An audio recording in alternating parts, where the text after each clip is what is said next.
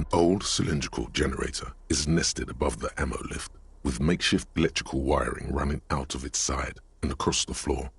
The cables disappear into the wall to your right. The lieutenant puts his hand on the metal barrel, checking for warmth. It's cold now, but someone has been maintaining it. The wiring has been repaired. Downstairs, somewhere? Liquid carbon. I would imagine it takes mazout. The kind that's favored by vagrants and fuel thieves. It's been a long winter, long and cold. If anyone stayed here, they'd need a generator. A hollow ring. The canister is empty.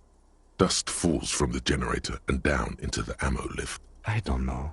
I'm not a philosopher.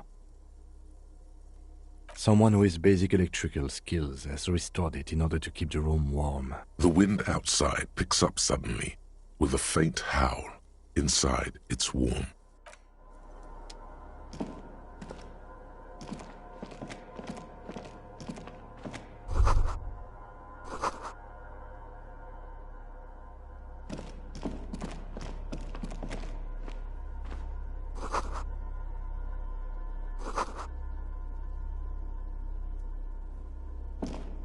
There's a greasy old spring mattress in the corner, resting on piles of soft cover books.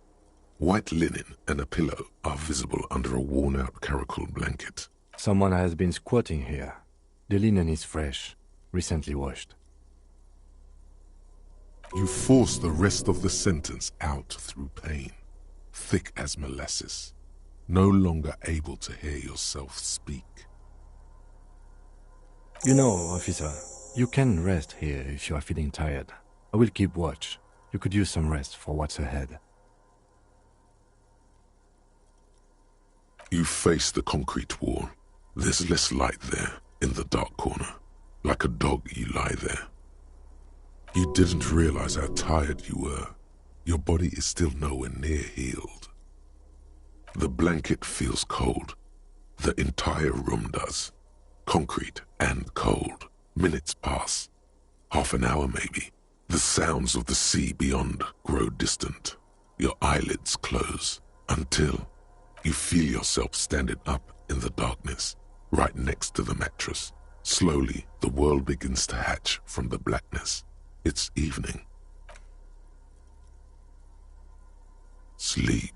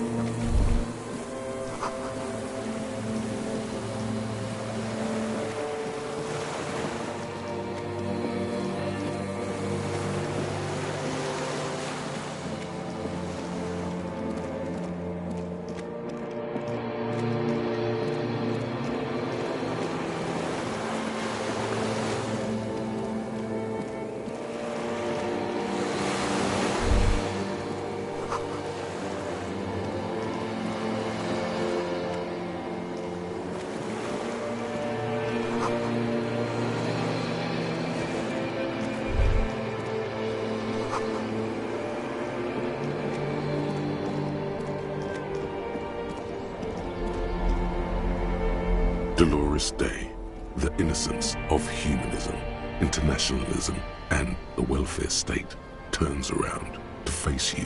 She has an airship airbag in her hand. She seems to be in a hurry. Okay, don't say you need to talk right away. Melt the ice first. This way you're already talking. You may not be able to take this. Not this time. Not anymore. Hey. I'm doing really good, actually. Both professionally and romantically. I've come to a fulfilling and peaceful period in my life. Well, how are you doing, Harry?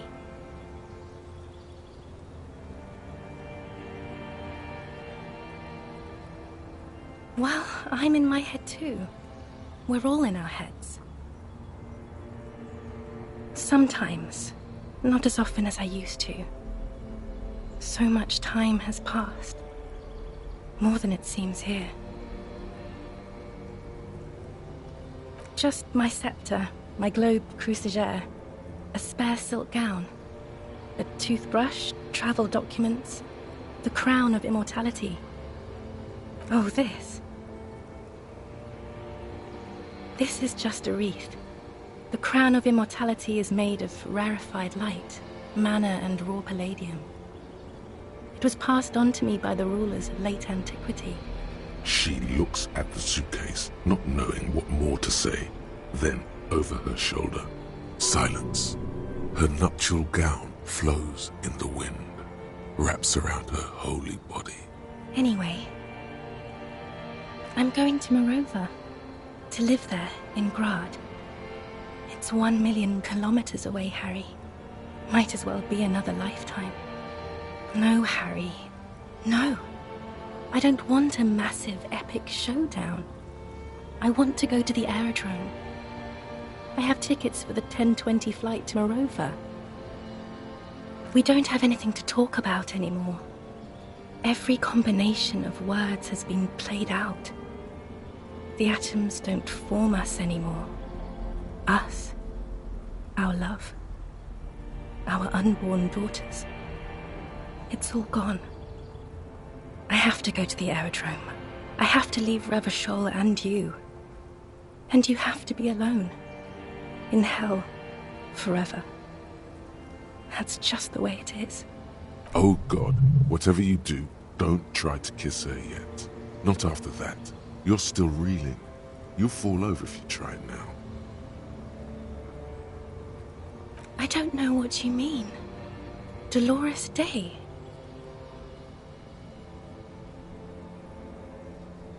The morning. I don't understand.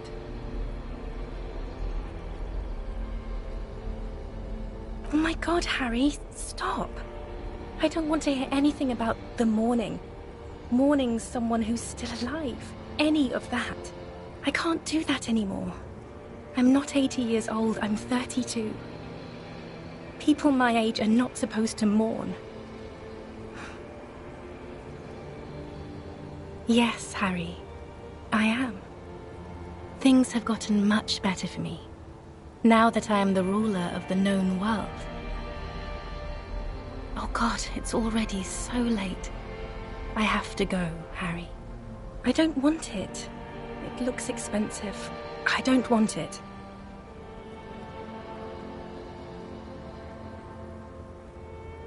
Please don't give me any gifts.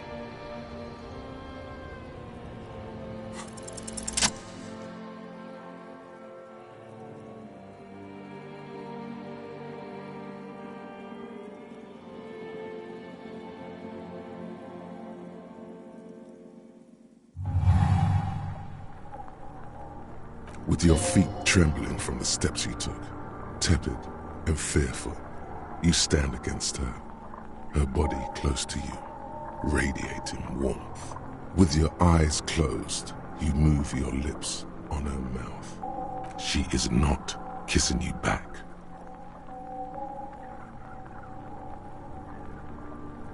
The delicate wreath on her forehead pressing into your temple. The silver is cold from the spring evening air. Her chest rising like a pillow, warm exhalations against the side of your mouth, her tender soul moving through her lungs. The moment is ending. She is going to move her face away from yours.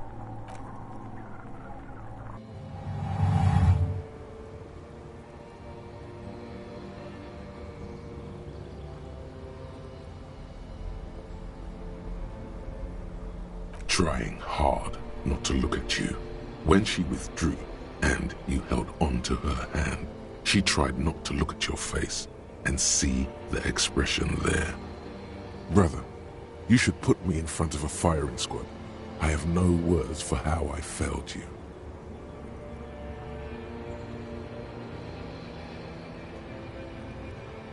No, Harry. Not yet. There is one more thing you have to see. I'm pregnant. Of course not. I terminated yours. Don't you remember? You poor fuck. Poverty-stricken fuck. Now, go ahead. Ask me more questions. Let's talk about something else. No, this has to end. Do the last one.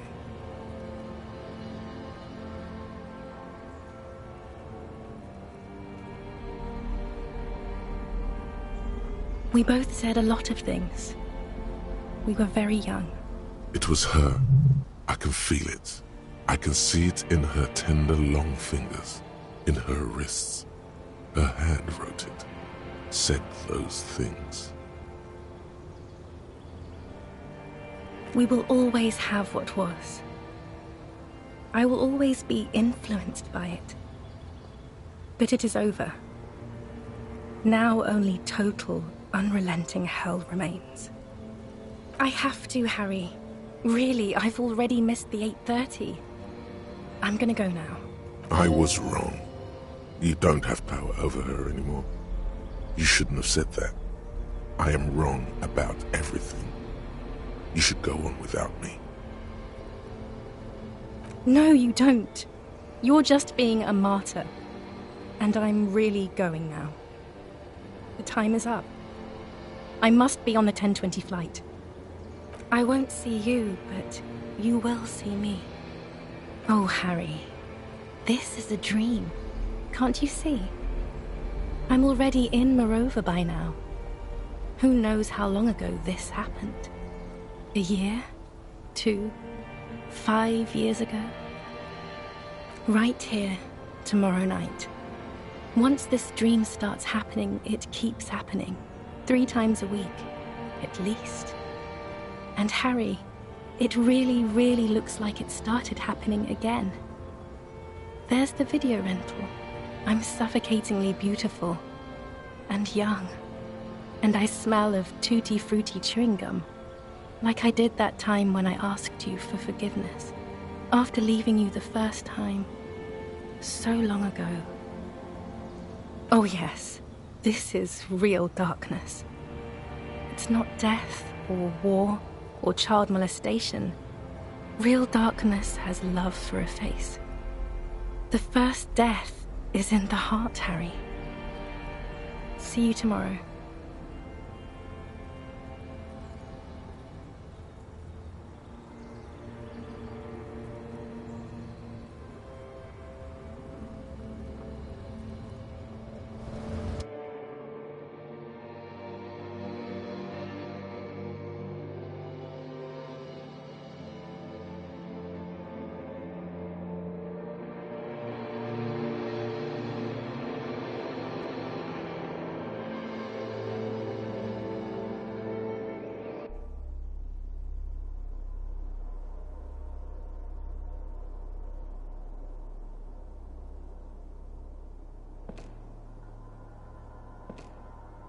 You're up quick. How was your sleep?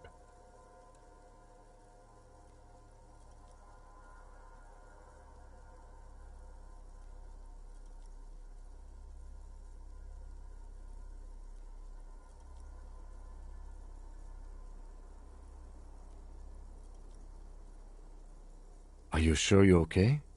You thrashed around and you bolted up, half covered in blood from your wound. Of course, I was just thinking maybe you've torn your stitches. Are you ready to move on?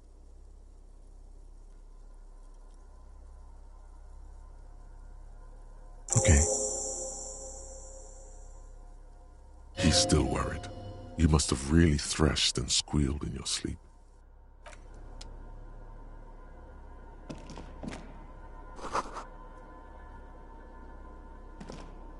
Books and magazines lie scattered on the floor and on a makeshift cupboard.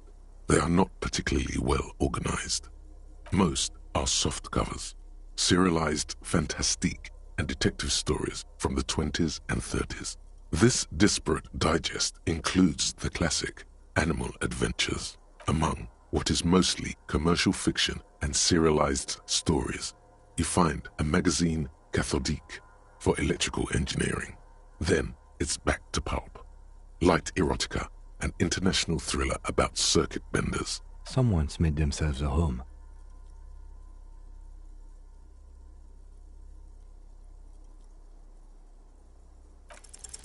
Not that you can tell. This is a digest of someone who's dead bored. Most of it is for entertainment purposes, fittingly right next to the radiola on the floor. Maybe it's a little old-fashioned. There's a nude mag. More than that, you can't say. The print in some of these is pretty small, though. This person has good eyesight.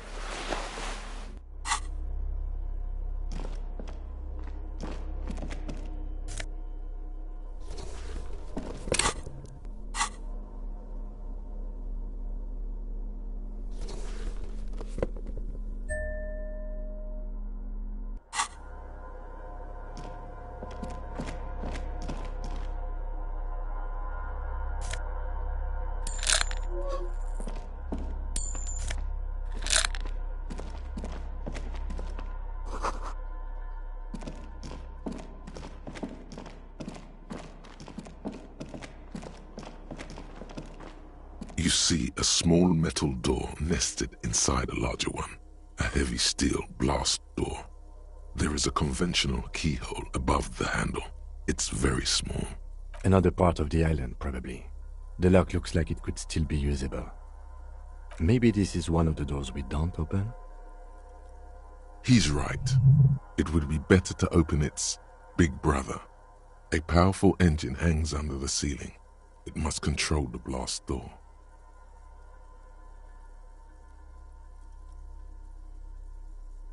I think there's a console just southeast. Let's look around. Getting the blast door open seems like the best plan.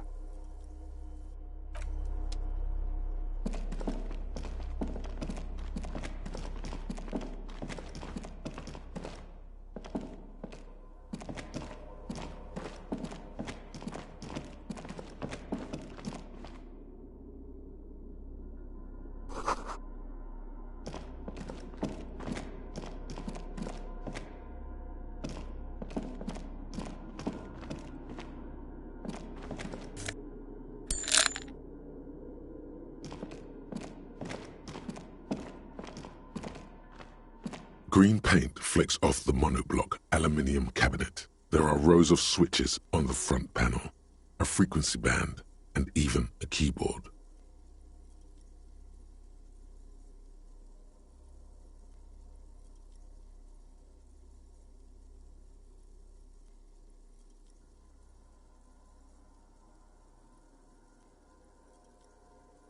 The keys rattle like teeth. This keyboard hasn't been functional in decades. The console of an antique computation device. The generator upstairs, with wires coming out, they terminate here. Possibly. Urgence, ouvert, allumé, radiodiffusé. It sounds like this device was used to control the electronics here. Maybe it still does. This device was used to control the electronics in the room. It could open doors, control lights, function as a radio computer. We need to restore power before using this, officer. The generator, it didn't look like there was fuel in it. We should look around outside. There are barrels all over. Maybe one of them still has something in it. The boat engine. But officer, then we would have to swim back to the mainland. Let's just look around, okay? The consul stands by, mutely. Urgence, over. Nothing happens. The dial slides under the glass. Silently, you make out defunct stations on the UKV frequency. The words, Feld Insula, are written on the band. Insular. This is an off-air radio computer, I believe, used for military communications.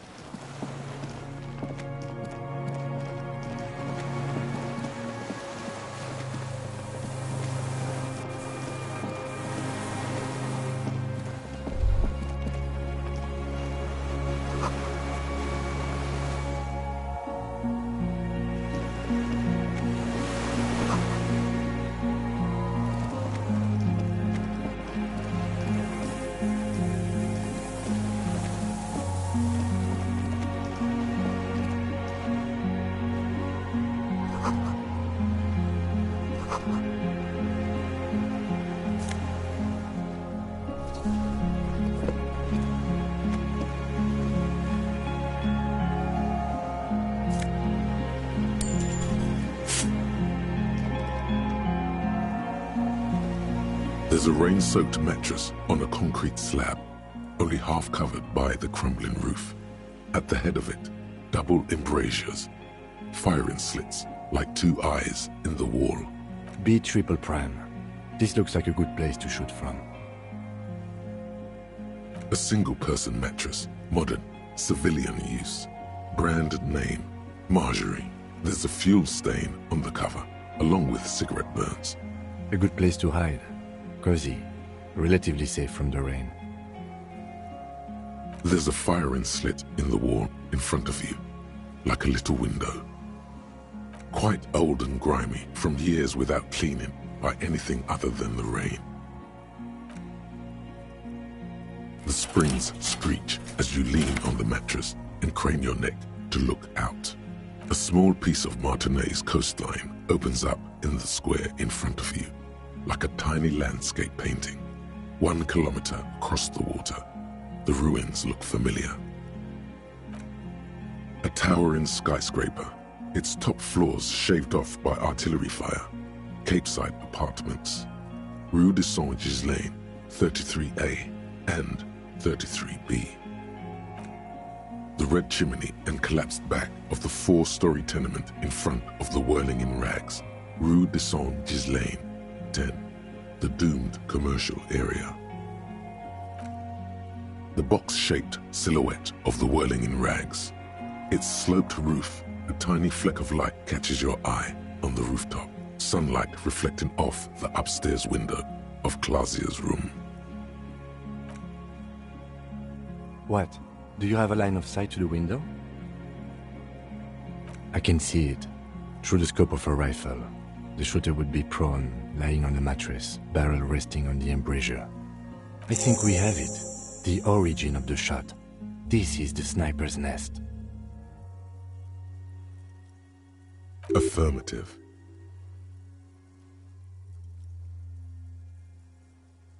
Why? We don't go everywhere in a 1,000-meter radius of the crime scene. That's not procedure. He looks north, over the fortification, then at the mattress. He's conflicted for a second. There's guilt there. It takes him a moment to rationalize it away. Where?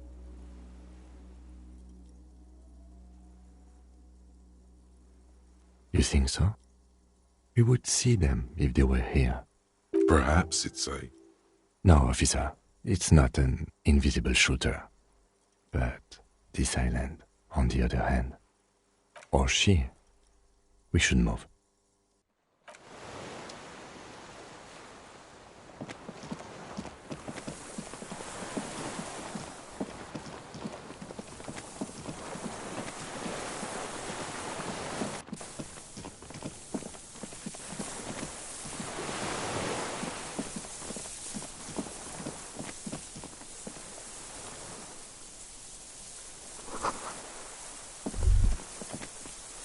A strange feeling, looking at the water.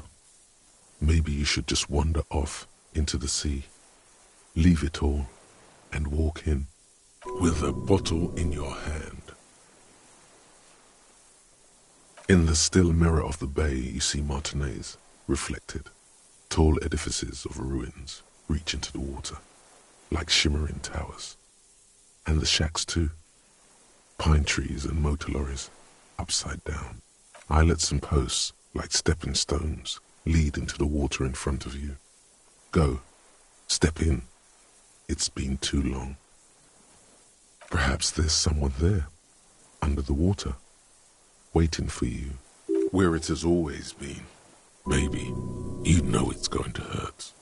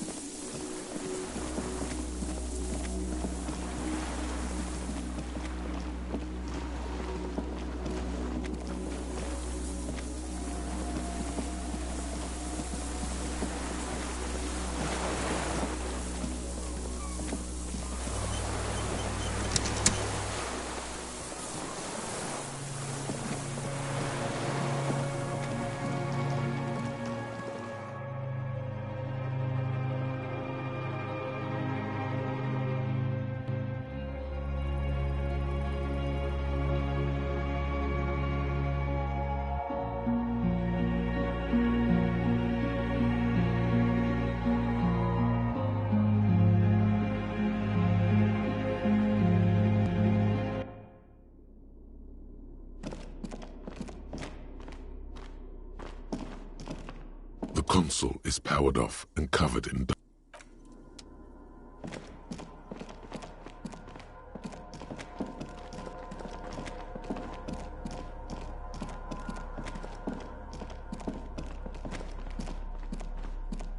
This old cylindrical generator. Wait, the lieutenant assists you, holding the canister up to the fuel tank as you tilt.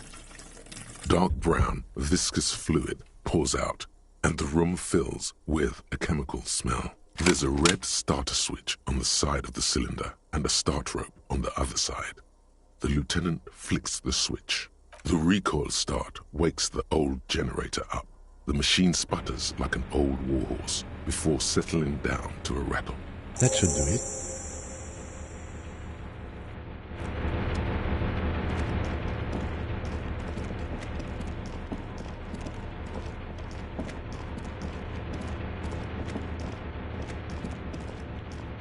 A dim golden glow animates the console. It's on.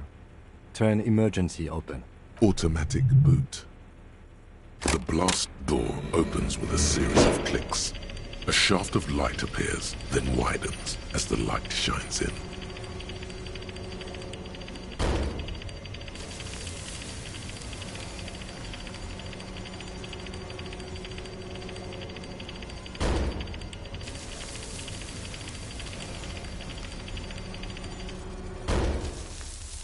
A sudden wave of anxiety makes your skin crawl. After you. I don't know. Don't be. I have a gun. Extra good that I do.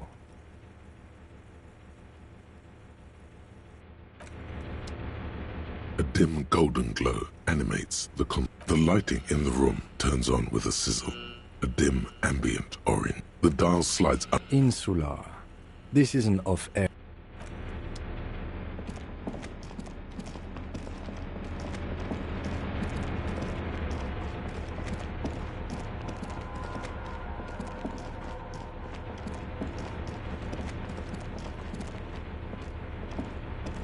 Soft covers, serialized Fantastique.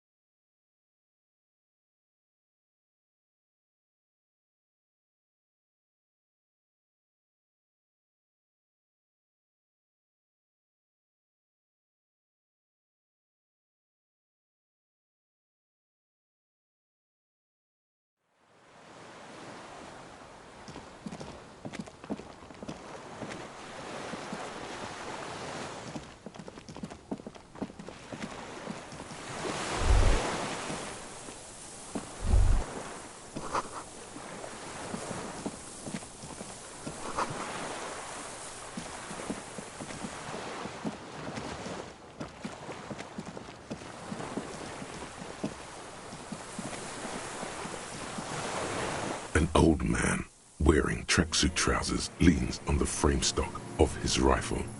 He gathers a big ball of spit in his mouth, then spits it out into the extinguished fire before him. He raises his black eyes, hooded by creased eyelids, to meet yours. He's practically tearing up from spite. Hatred got the best of him a long time ago. This man hates everything. It's not nice. It's a piece of shit. But it gets the job done.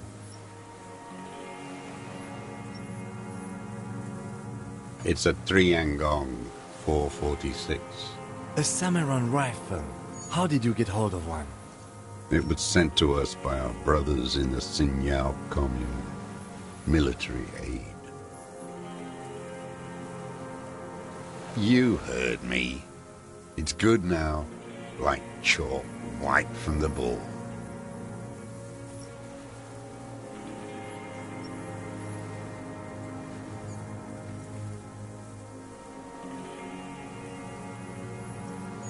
No. Put it down now, sir. Or you're gonna blow my brains out before you question me. It's out of bullets.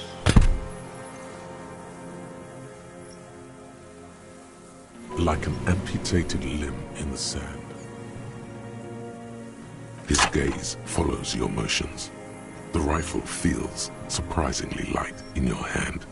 Frame stocked and patched in places with tape and wire. The rifle's in a shabby state, like a crutch that's seen too much travel. Hieroglyphs are embossed into the forearm, made of walnut. On the butt, you see Vespertine writing, burned into the wood. Triangong, 4.46mm, made in Sinyao. Jacketed, military-grade ammunition. Stable in flight. Good for hitting something that's very, very far away. As he speaks, he stresses every word. He's liking this. Worn, personalized even. Looks like this weapon has seen a lot of use, hasn't it, sir? No response from the old man. The plastic cape around his shoulders rustles in a small bout of wind. The old man keeps following your motion with his gaze. His right arm twitches suddenly. This looked very much like the murder weapon. It could be used against him to get a confession in time. No reply. My name is Josef Lilianovich Dross, Political Commissar of the 114th Anti-Aircraft Division of the 4th Army of the Commune of Revachol.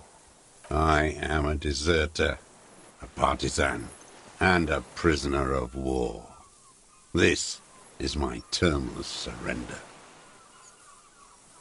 There, behind them, across the delta, the INSACOM building. Coalition government in Celindian mission control. The commune of Revachol? Do you mean the ICM? Your holdover from the... From the Insulindian Citizens Militia, the army of the revolution. I was recruited in Jamrock in 07, trained in the École de Contrôle Orient, and consigned to emergency defense duties in 08. I left my unit on the eve of the landing. When I returned here on May 14th, the commune had fallen. Still armed and ideologically trained, I wrote a criticism of myself and resumed partisan duties. 43 years. No, I've been on other islands too. I was an Resurrection until they turned it into a spa in 18. Then I was an E-48, a nameless sound, until the sea washed over it. Then I came back here. That was 22 years ago. How does anyone survive? I steal supplies, vegetables, collect rainwater. It's the life of a dog, not a human being. How is your health, Mr. Dross? I've been throwing up blood since winter. Red, like beetroot. Been passing it in stool, too. He does seem frail, gaunt for his age, more like 75 than 65. Trouble putting on weight could mean cancer. The RCM can provide medical services. You need to be looked over. I need to die. You don't have medical facilities. You have guns. That's all they give you. Toy guns. You also have Druami.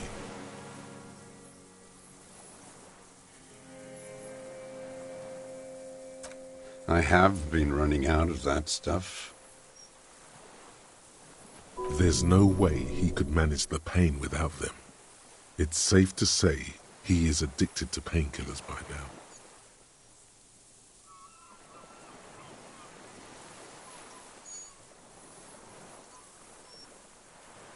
It's the little joys. The dark joke, a sunshiny day, morphine. There's nothing to look over. The triage is in, and it's black. Administer morphine. Moribund. He looks at you, his face parched from the sun and the wind. There's a wince of pain in there somewhere. You're with the RCM, the coalition-appointed mob that enforces bourgeois morals in Revachol.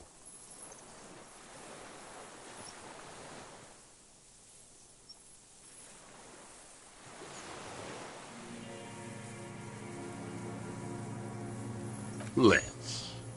You represent the Moralist International, the enemies of humanity who took this city. I represent their adversary, le Parti Communiste dans le Monde. Take me to them as a prisoner of war. I have relinquished my weapon. I can no longer serve. No superiors can relieve me of my duty. You bulldoze them all to a mass grave for trying to free humanity.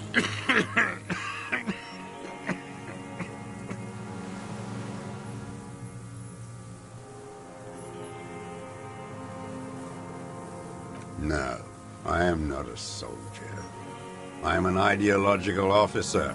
I belong to the party, not the army. Trained in historical materialism, then assigned as a political commissar by the party. These things used to mean something. The old man does not answer. He tilts his silver head and looks at the reeds. You see a small tremor pass through his legs. His job was to assure the army answers to civilian control and follows the ideology of the Commune. Scientific communism. A commissaire politique is a night philosopher of the revolution, a future human.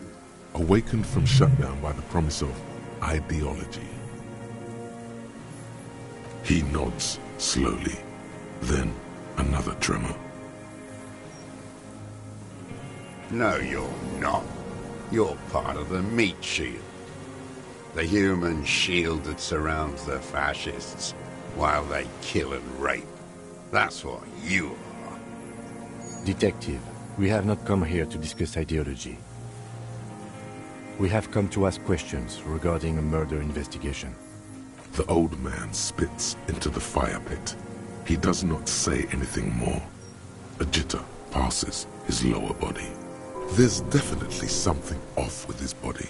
Something more than just metabolism, or even cancer.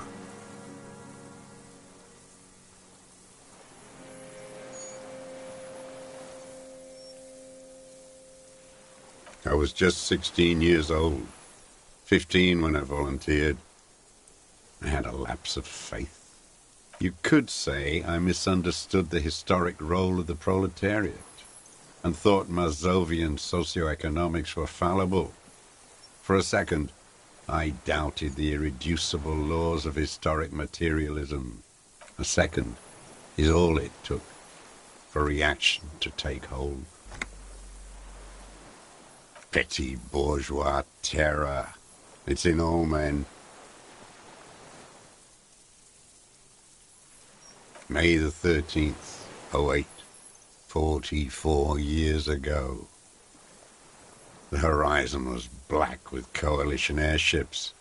Their petroleum rose to the sky, and it looked like it formed the clouds, storm clouds. When they started shelling, it was dark magic. The combined might of international capital. All at once, all the greed and terror in the world tore into Revachol. It lifted streets from the ground and turned houses into ghosts. We were in the flak tower, huddled on the floor. The artillery was 80 kilometers away in Ozon, but I knew the commune would fall. We would all be turned into ash. So I said I was going to the map room. A terrible shame, still within him. The lobes of his ears are red with it. The shame and smallness of what he became. No. I climbed the chain link across the water and hid inland, in the bunkers there, like the weakest of the weak. A mouse, frightened at the ordnance all night, and the sound of the rotors in the morning, whirring. Airships. I climbed out into hell. The landing was complete. The chain was submerged. I had to swim back. The fortress was half submerged too, shattered, They'd all drowned in the lower levels, or got torn to shreds above. The anti-aircraft gun had malfunctioned. So had I. I left them without ideological direction. It was real.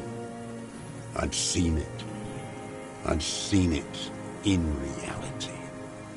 Some kind of great terror, worse than you've ever seen. The mask of humanity fall from Capital. It has to take it off to kill everyone, everything you love. All the hope and tenderness in the world. It has to take it off just for 1 second to do the deed. And then you see it, as it strangles and beats your friends to death. The sweetest, most courageous people in the world.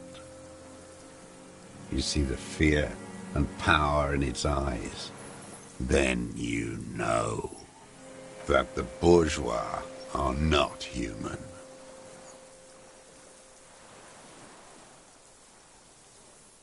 The old man does not say more. Those black eyes of his keep piercing you as he looks to some great distance and shakes his head slowly, retreating from it. 43 years and 10 months. It's not how a human being should live. But I had to. I couldn't just forget. I couldn't just forget what I saw. What have you been doing during all this time? Hiding, fishing, waiting. 2 police officers step out of the Whirling in Rags cafeteria. Satellite officer Jean-Vic Mayer inspects a series of burnt black letters splashed across the plaza mosaic. Patrol officer Judith Minot points west. The fishing village. She glances at her watch. We meet in 15 minutes. It's a 10-minute walk. The officers go, leaving behind the writing, still smoldering. One day, it says, I will return to your side. Always waiting. For her to return. Her who? Girl, child, revolution.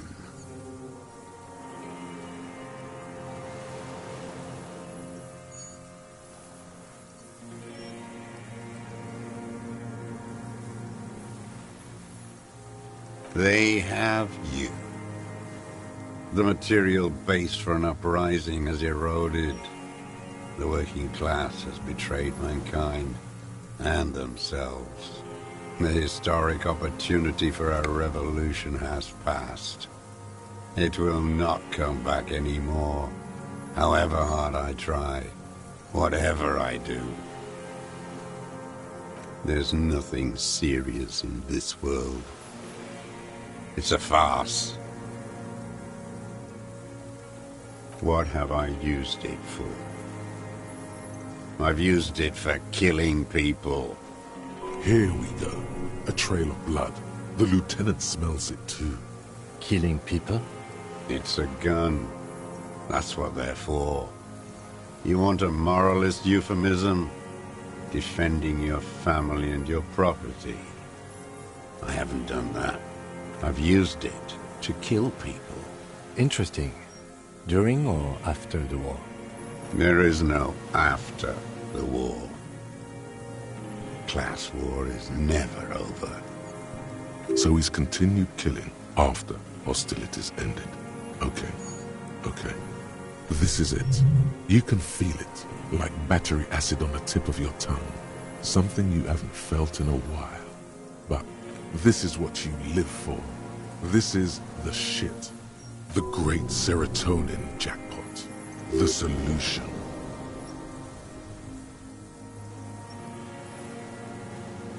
Go in straight. No euphemisms. He doesn't like those. No. Be careful now. Slow and steady does it. Make him repeat it first. Don't mess this up. Remember, he wants to tell you. Get personal.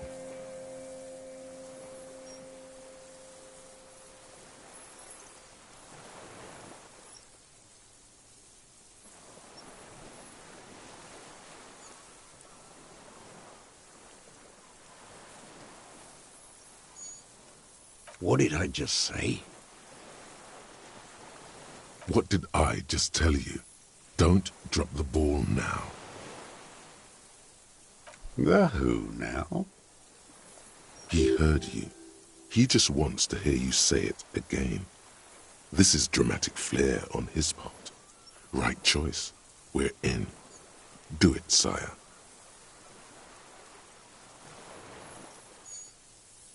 Oh, yes. That one.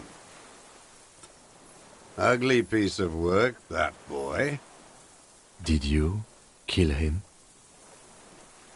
I am a son of a welder and an officer of the commune of Revachol.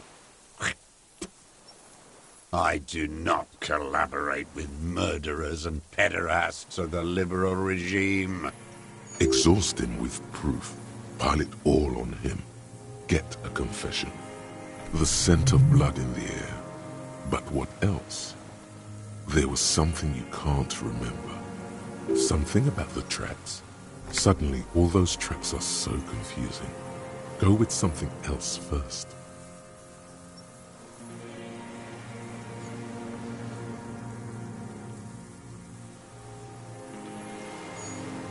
I saw you poking around there, looking for evidence. You're damn diligent when it comes to dead fascies. Did you like the view? You had direct visibility. There are embrasures in the concrete, specifically meant for a top follower to use. And you had a long-range rifle in your possession. You've been here a long time, Mr. Dros. Too long. You clearly need medical aid. I'm ready to die. I've done my part. He's practically admitting to it. Dead fascies for fascists. Done his part. Just one thing remains unclear. The rifle does not seem to have a scope. Forget about your stupid fucking scope. I don't know where it is. Find it yourself. It's your problem now. He lost it. He just doesn't know where it is. Forget it.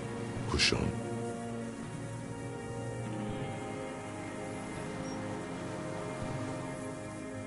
You're sad for your fascia brother, aren't you? One twig got broken. Now the others are sad. Almost. He almost burst out there. Keep piling arguments. Anything.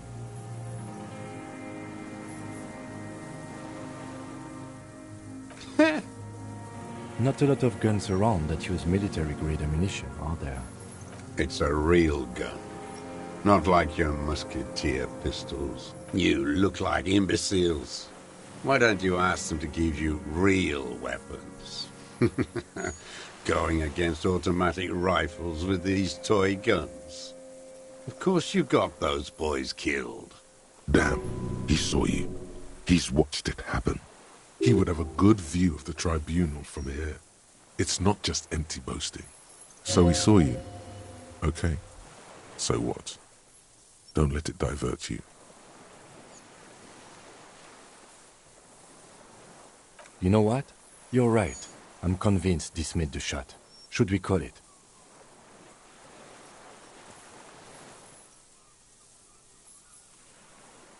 .46 jacketed ammunition, modified for range. We have it.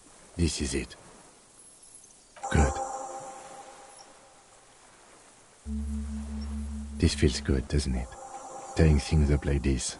When you have the murder weapon, you have the killer. Murder. This pushed him, but not enough. Just a little more. Wait, here it comes. The goddamn Maybells. The dried Maybells on Clausia's roof. There were Maybells in the grass when you got here, and Maybells on Clausia's balcony. Wait, don't forget the footprints. The diagonal prints in the dust in the secret space behind Clausia's bedroom. Now they're gonna come up. You got it. Remember? The boot prints were like no modern soul. Maybe don't beat yourself anymore, though. You're not immortal. Damn Maybells. The whole island is turning white with them. He seems tender suddenly, nostalgic even. A strange mood swing. So many this year, too. The spring is coming. No, it's already here. Wash the filth away. Classier. With the victim. Don't leave any loose ends. Get him on everything. Everything is brands with you individualists. Who cares what brand my shoes are? Sansa? Some shit. Show me the souls, please, Mr. Dros. Fucking imbecile.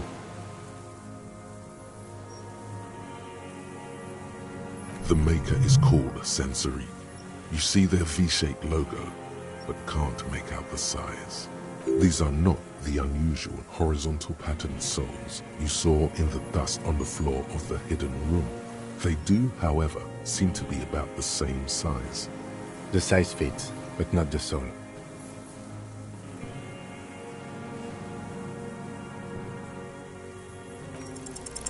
Sire, he doesn't have to be wearing them right now. Racking those brains, are you? Desperate to report something back to your masters? They must have really loved that dead fuck. The lieutenant gives you a quick sideways glance and nods to acknowledge. The prints were his. You can see it in those eyes. He can't keep them from flickering, looking for something. The old man stares at his own prints in the ash around the fire. Silent suddenly, some strange process within him. A gush of wind. Seagulls in the distance. You know who he was. A coalition-trained murderer. Armored and armed. He wasn't human. The blunt end of a hammer. Dripping with blood. Beating us to the ground. Moaning with joy. You hounds get so thorough when a company-trained killer dies. I haven't seen you on this coast for 40 years. You know, maybe I should have killed one sooner. Got your attention. Now you stop beating druggies and prostitutes in your basement. Now you come to investigate. Not when they die by the hundreds. This is it. Shot him. Shot him. Say shot him, not killed him. Oh, the inhumanity. One paramilitary less in Revachol.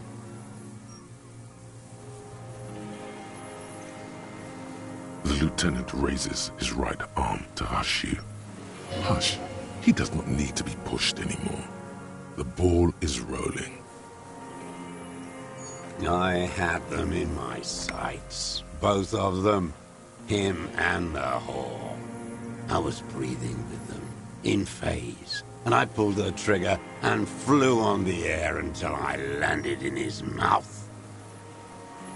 I didn't think I had a shot like that in me anymore. I did. I saw him kneel there with his mouth full of death, and that stupid look on his face. And his dick still in her. Nothing. I went to sleep. Next morning there were Maybells everywhere. The world was white, or what's left of it anyway. My last spring here. I knew the fascists would come to avenge their own. And so they did. Mr. Dros, are you aware you're confessing to murder? Yes. And you were looking at Dan, the victim and a young woman, having sex, through the scope of your rifle that night, before you shot him? The old man nods. Why? Because that's what they were doing. The motive. This is where the motive is going to come from. You can coax it out of him, The lieutenant's preparing the ground. I don't understand. Do you, detective? I don't understand this part. I'm always looking.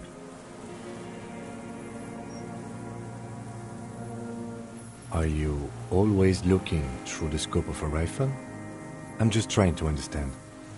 A rifle scope has the best magnification. And if you don't like it? Yes. Think of it as a form of critique.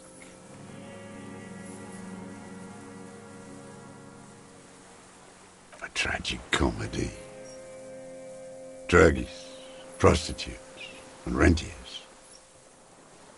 Specifically, the whole city is a charnel house, stripped clean and draped in neon. But Martinez is the worst. Because of the racists, everyone is a racist in Martinez. It's their favorite thing to do in the whole world. Listening to race-themed radio shows. In the ruins, in their lorries. Pumped full of steroids and Radio Revachol 92. Race this, race that. It's all sanctioned by that Social Democratic Union and the farce of a Social Democrat who runs it. Yes, the fly larva in his container.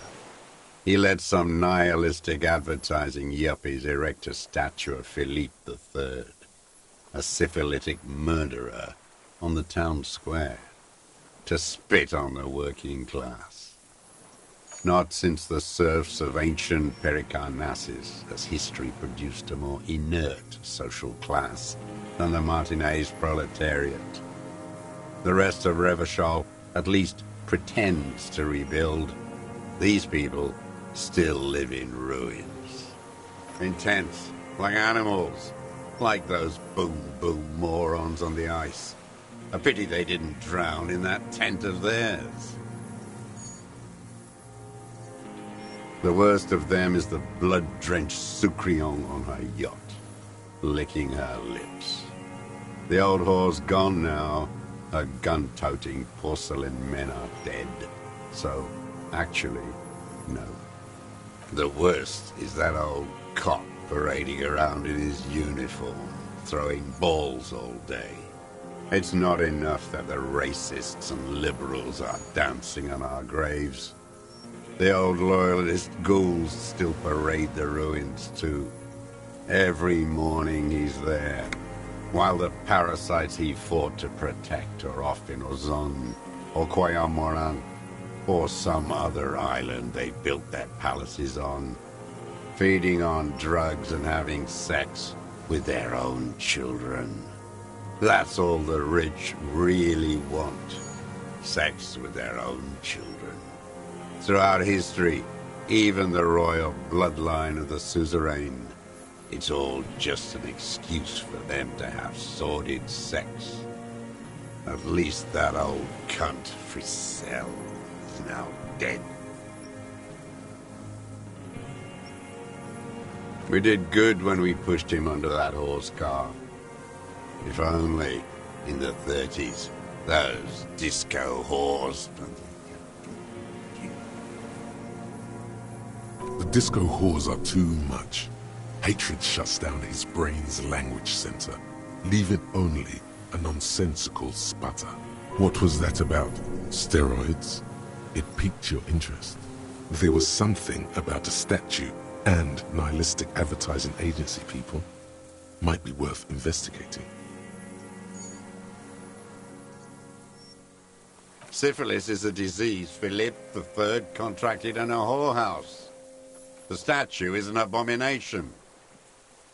The bacteria entered his brain and made him squander trillions on sparkling wine, cocainum, and monuments of himself. His son, Philip IV, the insane, contracted syphilis in the womb. And he still went on to govern Revachol for 25 years. We lost 2 million lives toppling that mode of government. And those grotesque statues, too. Hundreds of them. What a keen remark. Yes, it is, isn't it? It's still there. Do you know why? I do. Some advertising cockroaches use their accumulated capital to erect a new, ironic version of it. We tore it down with honest, working-class plastic explosives. But there it is again, grinning. Art is a bourgeois establishment. It's an affront to humanity.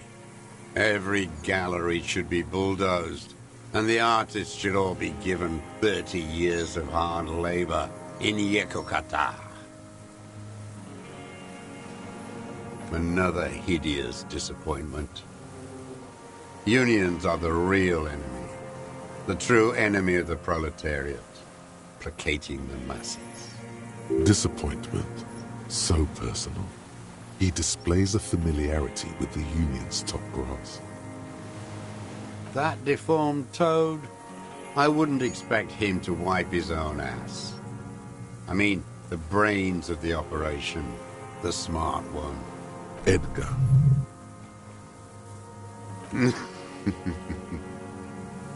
He talks a big game about uprising and social base. They must have sent the smart one to some university in Le Jardin, where it's alienation this and hegemony that.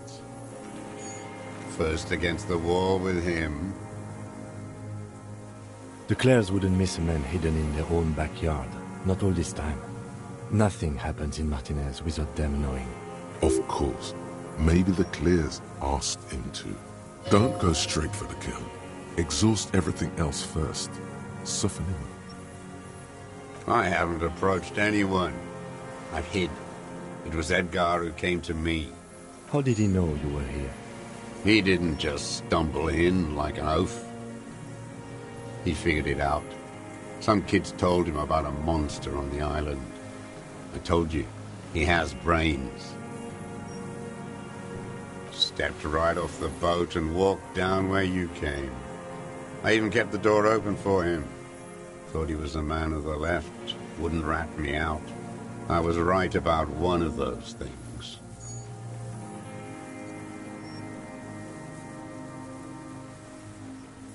I'm not doing anything for that swine again. Again? What have you done for Edgar before? Tried teaching him some Marzovian socioeconomics. They didn't stick. We parted ways.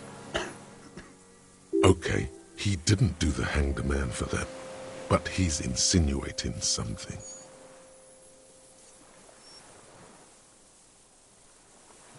Yes, steroids. A racist on steroids.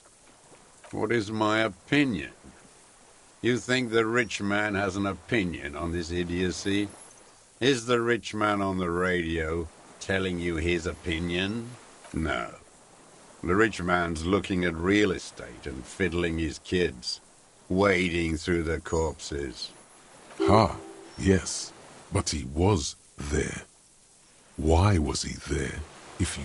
Scratching away at the race question. You moral intern monkeys keep the conversation going on Channel 4, helping the rich man conduct his swindle with this inanity.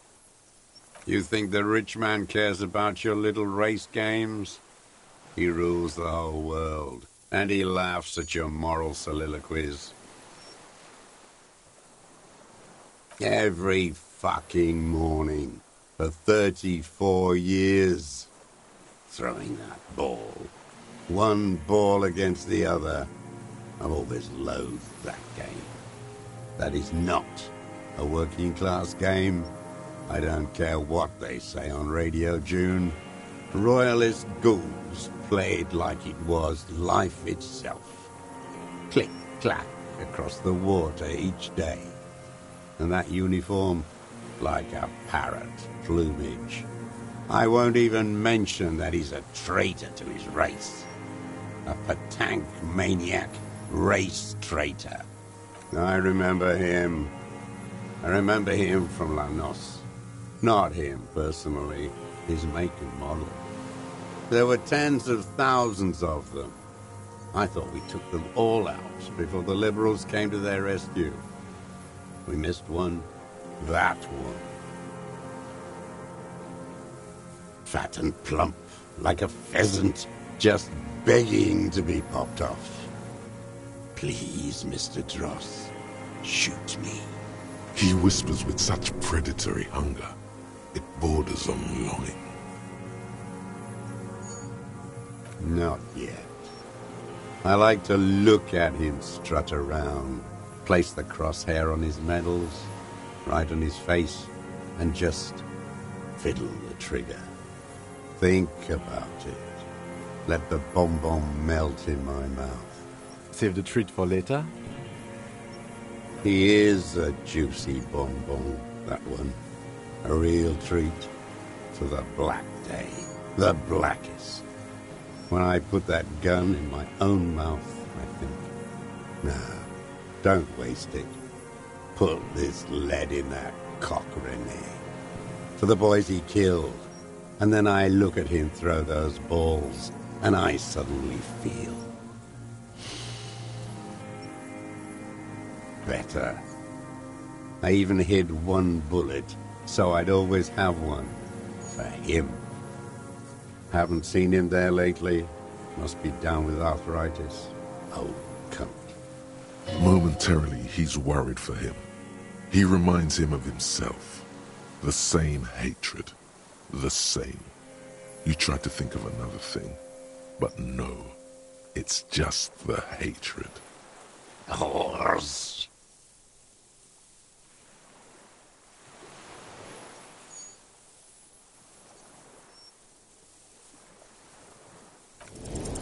Oh no, the connection doesn't come to you on such a pivotal moment. Dumbo, do something. You can't zone out now. This isn't Doodaloo dance time. Slap yourself in the head again. Jumpstart it.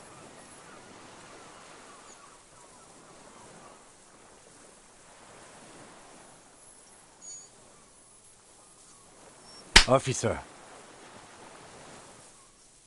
He quickly realizes what is happening. Mr. Dross, about this deal you made with Edgar. The death of the Cronel mercenary was only coincidentally beneficial to the Clares. But what about the other people you've killed for them? Other people? Like the previous 4 women of the Union. That's it. That's what you weren't connecting yourself. I didn't fight 40 years to end up an informant for the international regime. What happened, happened. You are the law. He must divulge the information. Look who's up. From the drunken stupor. This one's worse for wear than me. And so emotional.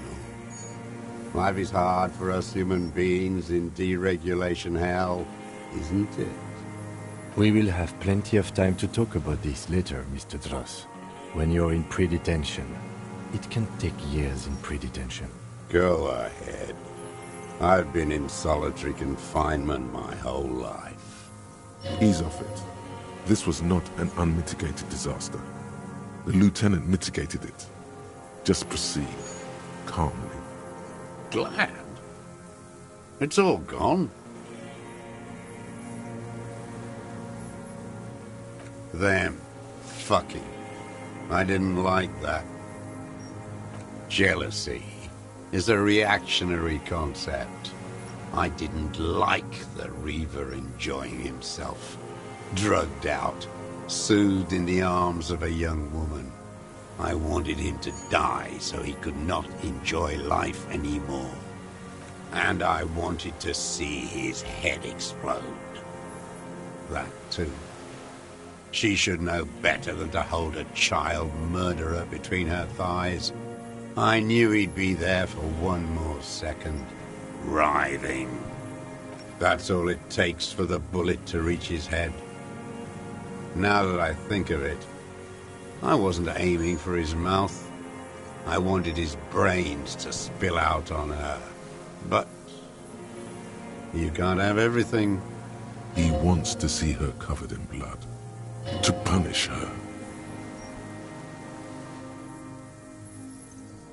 She practically breastfed that man. You wouldn't believe the things she let him do to her.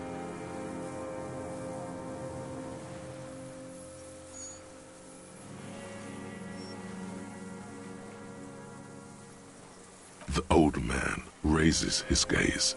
Something glimmers in the corner of his black eye.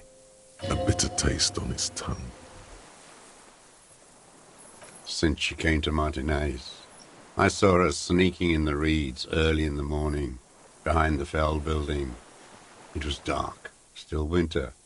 She didn't have her skimpy outfit on then, just a spot in the night, moving.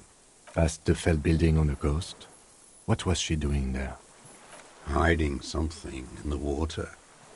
She had a fag after she'd done it. I was up in the ruins there. She couldn't see me, but I could see her, smoking. She was nervous, but not scared. And beautiful. That, too. How could you see what she looked like? You said it was dark. The sun came up. Her hair was like cobwebs. She smoked more fags and snorted a line of whatever shit she was on right there. Her passport and tickets to Villiers. And from there to Cachet Brut. Yes, after she'd gone. It was a submersible. Well made, actually. Sloppy. We should have gotten her to tell us about this. Did you take the documents? No, I put them back. Why would I take them? I'm not going to phone. Oh, I mean... I did. She had a face like an archipelago, with those birthmarks, and a body hard and lean and bruised all over, black and yellow. I could see she's taken a beating. I could see who she was, too. A spook, on the run. Revachol's the cloaca of capital now. All the bagmen and arms dealers end up here to do drugs and have sex like animals. You could tell she was a spook from the documents? She had different color hair on the photo, and glasses. Forged. Some sordid bourgeois affair. I've heard about this kind of thing on the radio. He's setting it up for you. The bruises, you can't make that out in a scope. You can't see bruises through a scope. It's just a blur.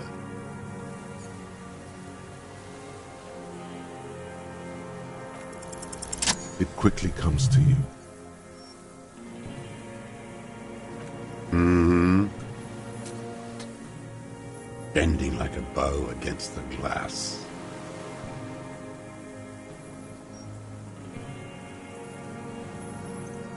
I've been through all of Martinez, every nook and cranny. Yes, that too. The things they did in that little room, what she'd do to feel good.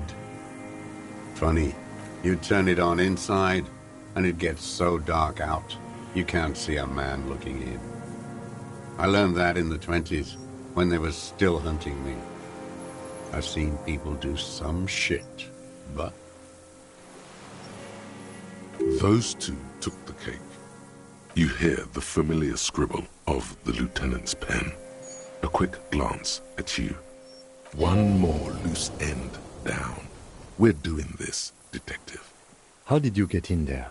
The hidden pinball workshop. I can just walk in the hostel now after a good wash. They all think I'm an antisocial, a vagrant. Closing hour is a good time. The kitchen's empty then. You had to open the steel door in the kitchen? How? I got that open a long time ago. Some bourgeois game merchant lived there. I don't know, 15 years ago. He left spare keys all over, and I took one. Then I saw her turn the light on one night in my scope. There's nothing to hold on to. Only this. It's not enough. Man needs to feel something else.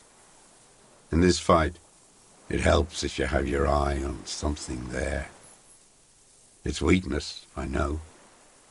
Yes, over the years. It's not unproletarian to feel something.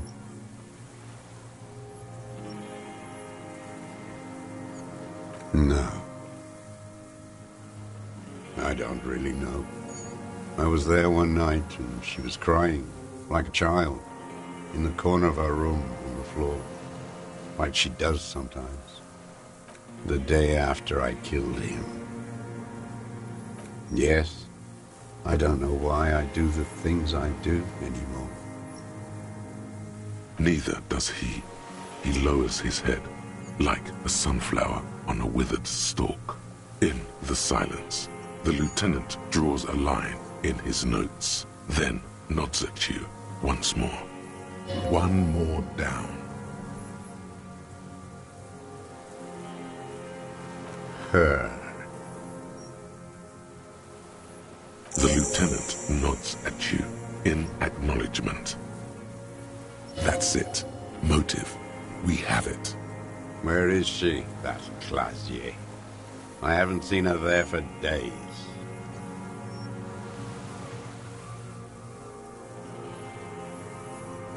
Good for her.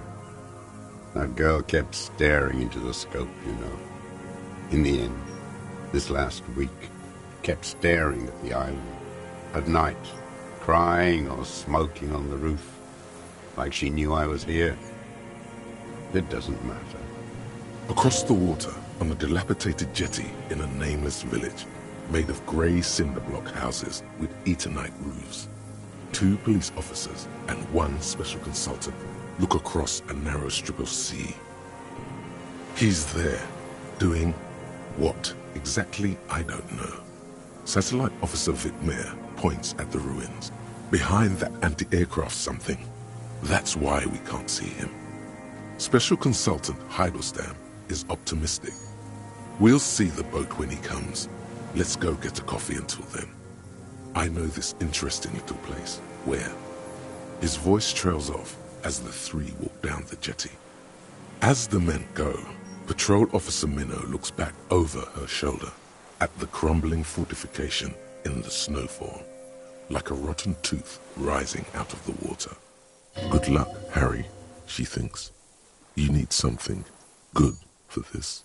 The old man has fallen silent, staring at your feet. The burnt logs in the fire are moist from the sea air. His lip curls into a sneer. Glad? It's all gone.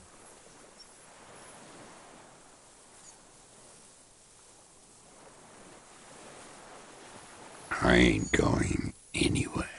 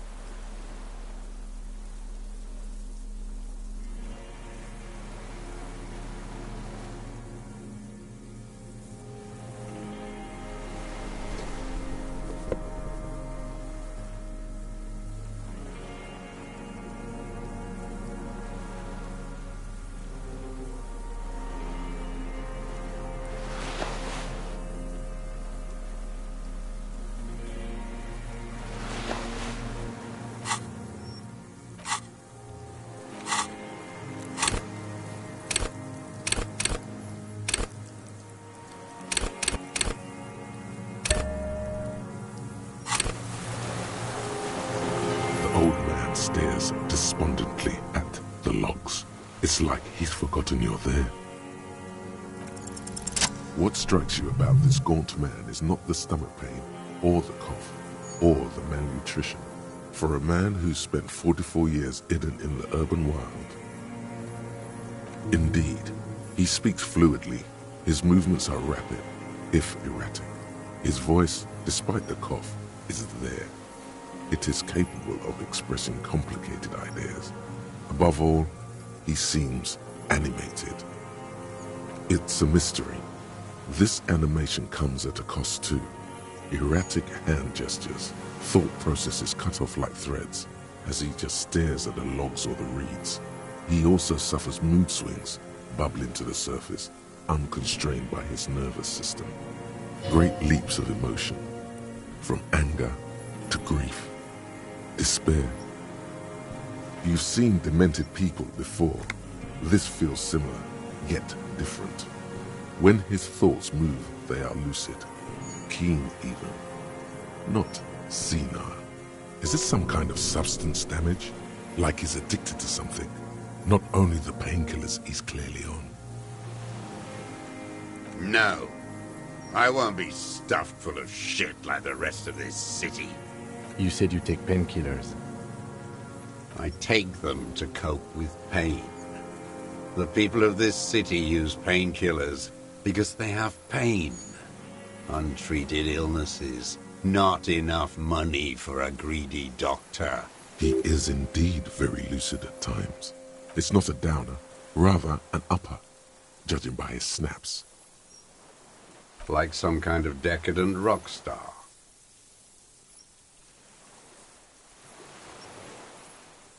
Perhaps, but his seems more than that. The inner turmoil takes unexpected turns, as if forced on him in a way. In summary, you sense some underlying neurological disorder. No, I'm not okay. I shit blood, and I'm surrounded by insane people. There it is again. Erratic hand motions, bouts of rage, and the stomach thing too, of course.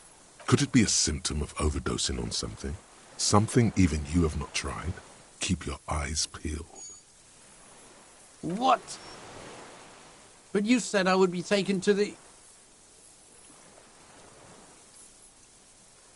This terror is the sum of all the uncontrollable movements and mood swings he's been exhibiting. Your Wayfarer rights have been suspended. Information provided to the officers on the scene will be used against you by the prosecution. You will be given legal counsel within 1 week and must face court in 44 days. Do you understand?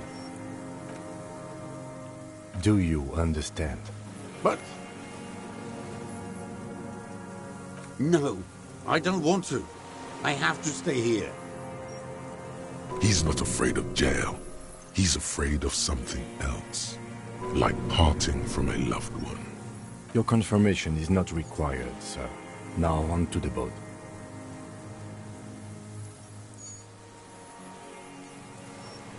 Not really. We could escort him to the pier, then either one of us can take him inland while the other stays here, but... There's something you're not getting here that he's realizing. Who watches over him there while I come back for you?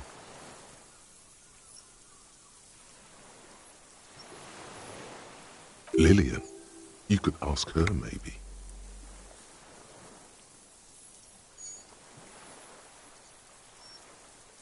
This is no harmless old man.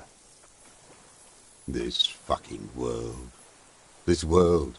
What is this?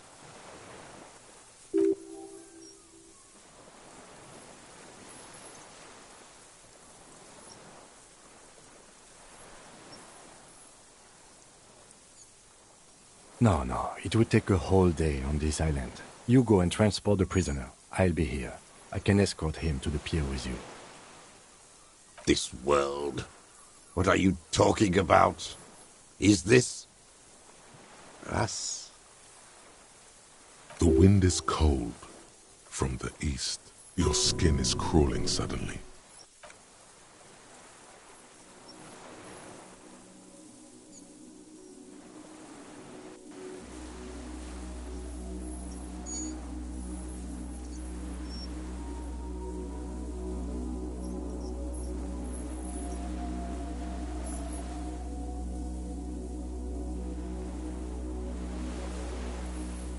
A delicate tangle of arms and legs unfolds from the reeds, limb by limb, to then just stand there, moving its scythe-like arms in ghostly silence.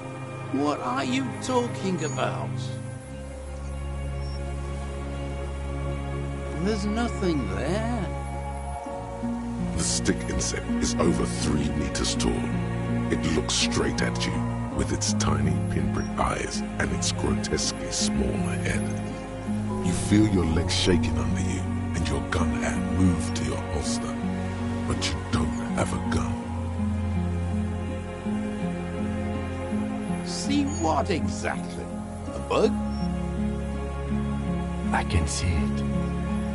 4 simple words, thank God. If you can see, then you're not insane. But that means it's really there, spinning slowly, in absolute silence. Its limbs long and slender. Be very, very careful.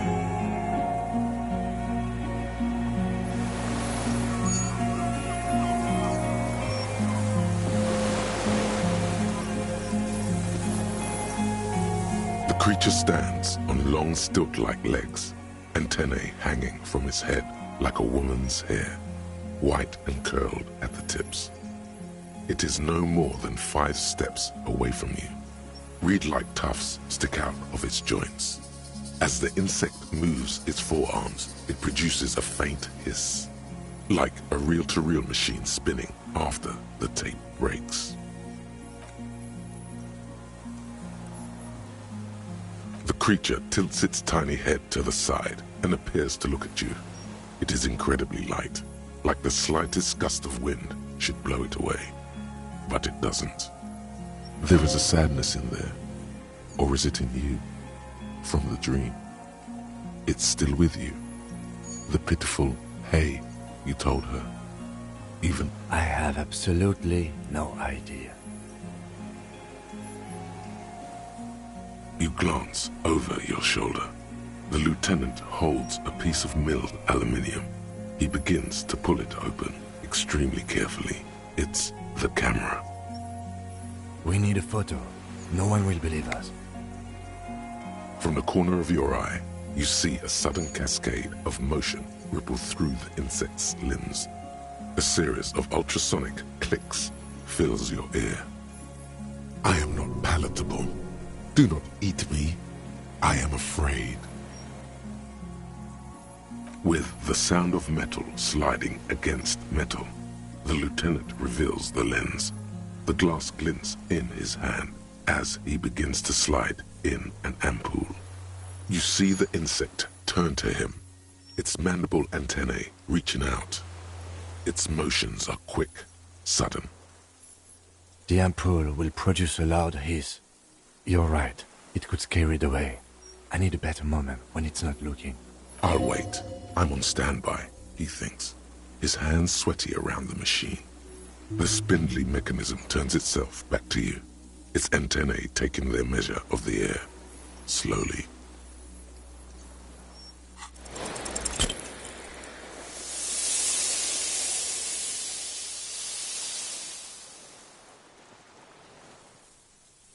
You barely get to take one step. The invertebrate reacts with uncanny speed, skating away across the water. It's gone, like a skipping stone, leaving nothing but rings on the sea's calm mirror. Where? Where did it go? You never had a chance. There was something off the moment you approached it. It was scared of you, of humans. He shakes his head in silence, an expression on his face that you've never seen there before. It's just a blur. A stick insect of some sort, pretending to be the reeds. Has it been there the whole time? Someone must have known about it, though. Maybe there's some secret to approaching it? I have no idea. I've never heard of a species like that. No, it's gone for now, Lieutenant Yefrater. What now? In some kind of strange, semi-catatonic state. Our suspect's not looking so good. We should check him over. Also, It looks like it has some kind of nest there. Maybe there's proof in there. In the reeds, where the phasmid was hiding, you see a little flash of white. Porcelain white.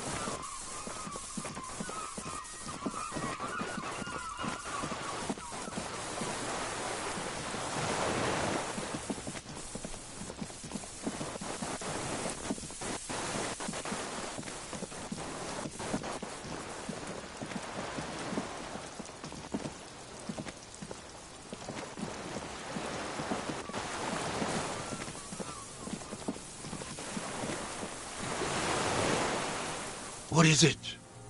What do you want from me? I can't go. Something is very wrong with him now. See. Mr. Dross? The man does not respond. He keeps staring, black eyes glazed over and bulging from their sockets. His gap-toothed mouth shaking with fear and longing. Like an addict of some terrible substance. The plastic cape feels coarse. A light shiver passes the man. Other than that, no reaction. He feels small and frail. He's going into some kind of psychomotor immobility. The good news is, this solves our transportation problem. Doesn't it, Mr. Dross? The trembling mouth appears to sigh.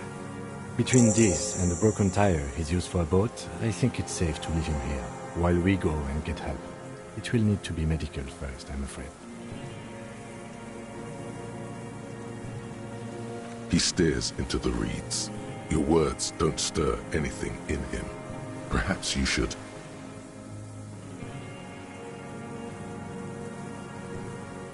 Nothing. Just dull staring. Not even rage left. Wherever he is. The last embers have gone out. The war is over. I lost. He turns his eyes to the reeds again, as he's done so many times. Beige and white stripes. He lost the scope. Then it somehow made its way over there. With the help of a Magpie phasmid. This sight is a T9, Mr. Dross. Was it attached to the rifle when you made the shot? Silence. Not even a sigh. You've gotten all you will out of this poor being. The plastic cape flaps around his face in a gust of wind. His back is slouched and his mouth open. The strength has all gone out of him. Just frail old bones in a sack of tracksuit trousers and a windbreaker. Old age and shock. Yes, the arrest and the appearance of the phasmid, the combined stress. But you think it's something more than that, don't you?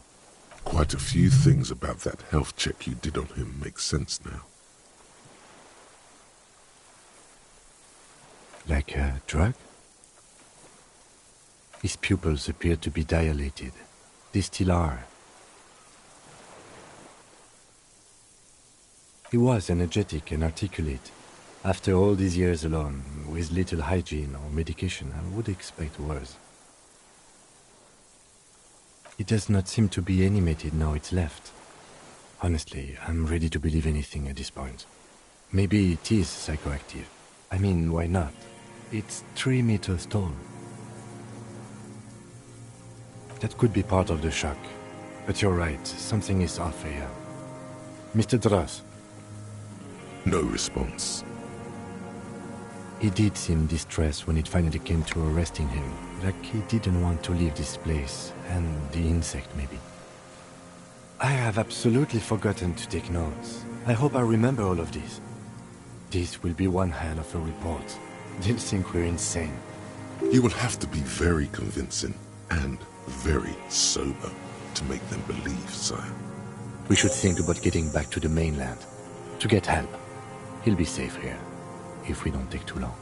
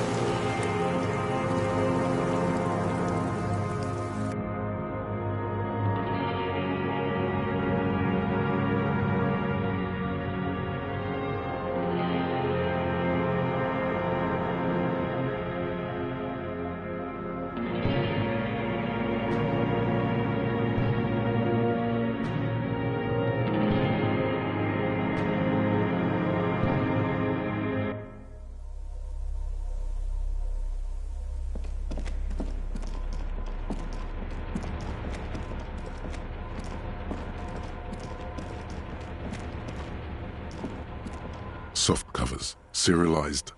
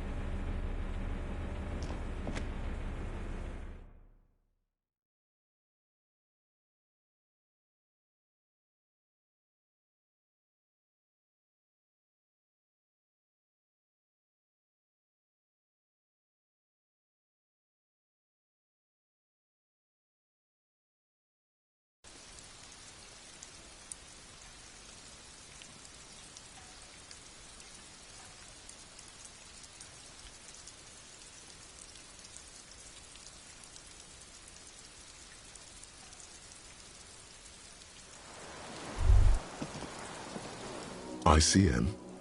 This feels familiar somehow. Insulindian Citizens Militia. It's the official name of the Communards Army.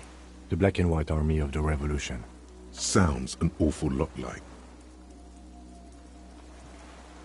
No. An upside-down star. With its horns in the sky. The symbol of the Commune.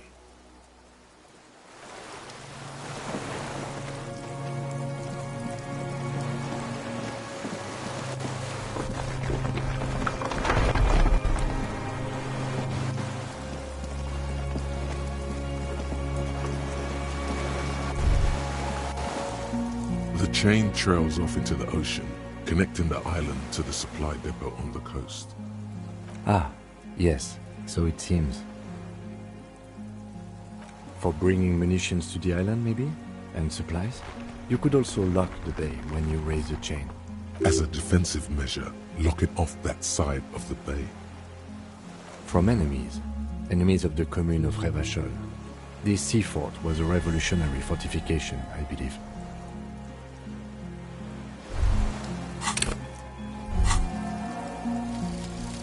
Actual art degree.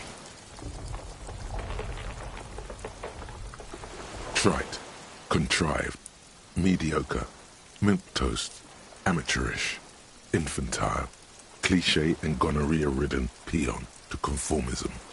I fucked me. Affront to humanity. War crime. Should literally be tried for war crimes. Resolutely shit. Lacking in imagination. Uninformed reimagining of. Lip-wristed, premature, ill-informed attempt at. Talentless fuckfest. Recidivistic shit peddler. Pedantic, listless, savagely boring. Just one repulsive laugh after another.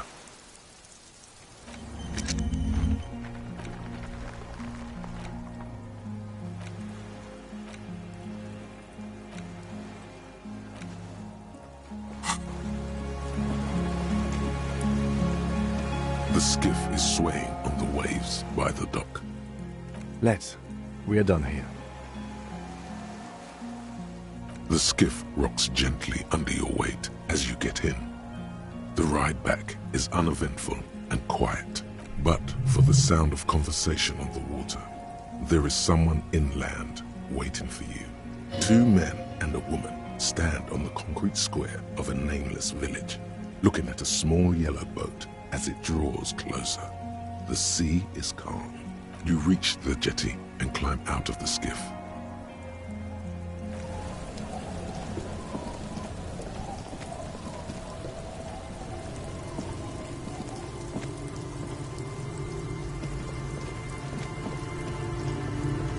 Look what the tide brought in. I want to call you a teapot, but I'm honestly kind of impressed. No idea where you got all that gear, but there's no doubt in my mind that some bad people are looking for it. Also, you look like a fucking idiot. Whatever this is, it is completely unimportant compared to what you've just seen. This is the man with sunglasses from the Whirling in Rags. But where are his sunglasses?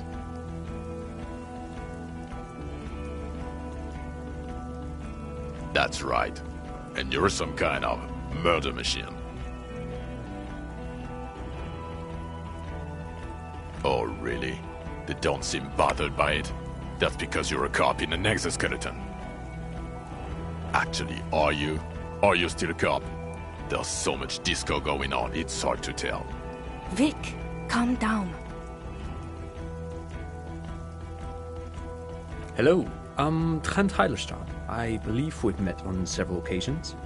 I'm your goddamn partner, Jean Vicomar, and this is your special task force. Or what's left of it. Special Consultant Trent Heilerstein, Patrol Officer Judith Minot. Hi. We've come to scrape what's left of you after pavement. Lieutenant Kim Kisuragi, Precinct 57. We've just come from the island, where our investigation led us. The scene is making even him feel as though he has to justify your actions. We might need your help with something later.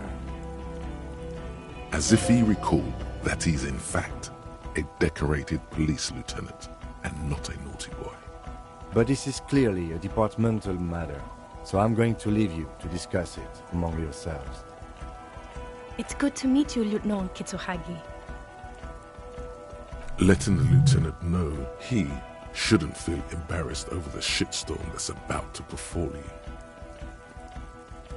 Ari, we want to help you. Trent, I believe this is where you come in? I don't quite know what I'm doing here. I was asked to participate as an expert. I think I need to manage your expectations a little. I'm at best an enthusiast in cognitive science. My background is in something else entirely. I engage in neurology on a merely theoretical level. In fact, I should probably get going. No, Trent, it's too late. You're part of this shit now. What have you got to say for yourself, shit kid? What does he have to say for himself? He left you to catch the bullets. Shit kid. What an interesting moniker.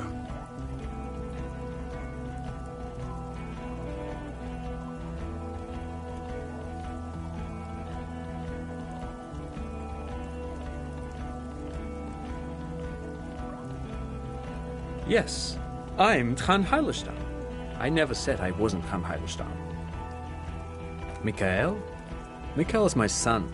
His son? What a joke. Everyone is lying to you. I sent him home. Mikhail's with his mother. We share custody. I told you. He's one drink away from killing someone.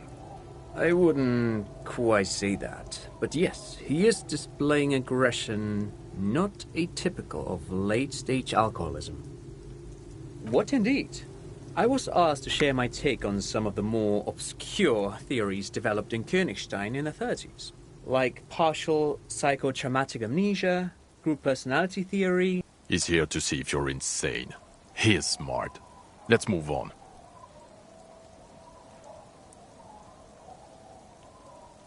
Lieutenant, my name is not Horse-Faced Woman. It's Judith Minot. I was assigned to your unit 2 months ago. I thought we were friends. Okay.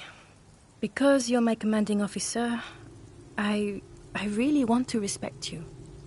I want us to have a normal relationship. That will never happen, Jude. He's the rudest man on Earth. He's the reason why the rest of us have to take sensitivity training. And I hate sensitivity training.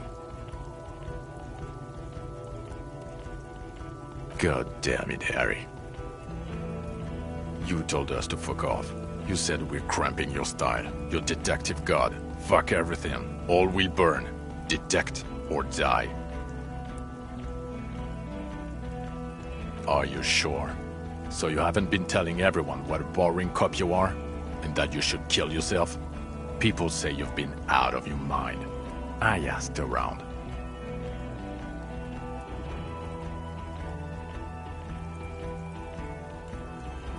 The bells aren't ringing because you have brain damage. Trant, this is where you come in. How bad is it? Well, he doesn't have visible tremors, he talks without slurring, he can drive a boat, he's standing, reasoning. All good signs, but complete retrograde amnesia, episodic and semantic. Meaning, you forgot both who you are and the definitions of money, Isola, Pell, and so on. As displayed in the station crawl, our interactions with him, and I don't want to be a snitch, but also mine with him before when Harry did not seem to know who I was. It's all very interesting. Interesting? Yes, interesting. I have my theories, but I would like to hear Harry's thoughts first. Harry, what do you think happened to you? Neurologically, psychologically, and why not socioeconomically?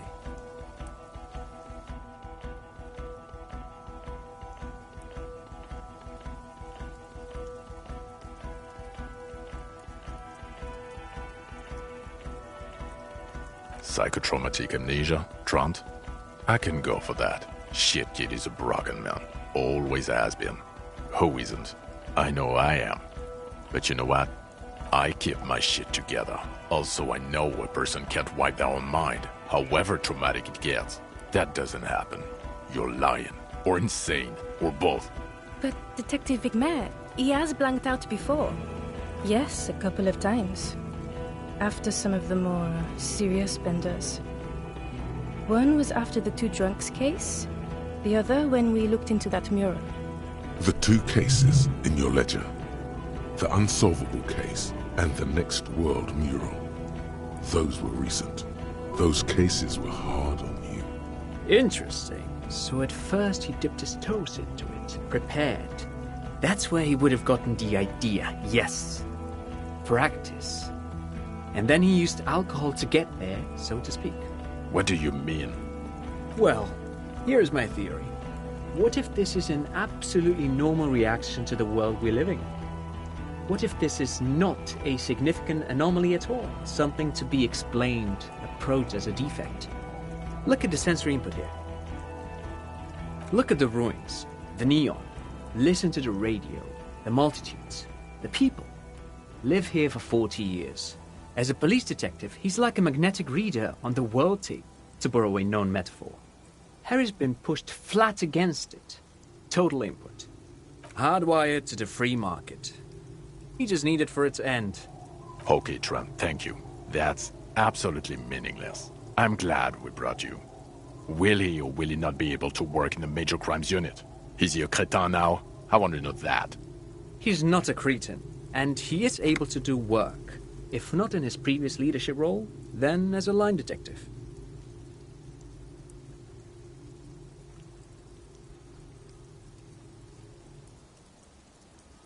Now nothing. Now we're just going to stand here. Yeah, just stand there. It's cool. No, now we discuss that. What the fuck did you do to a motor carriage? Why is it there, Harry?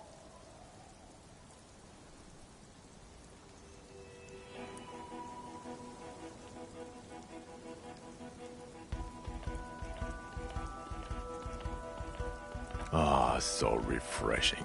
He just admits it. Thank you for your honesty. Thank you for destroying 45,000 real of police property that's coming out of everyone's payslip.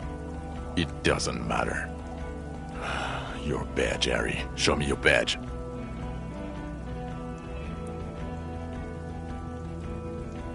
In a rush to demonstrate your badge, your eager fingers can't sustain a grip on the smooth plastic, and the badge slips out of your hand.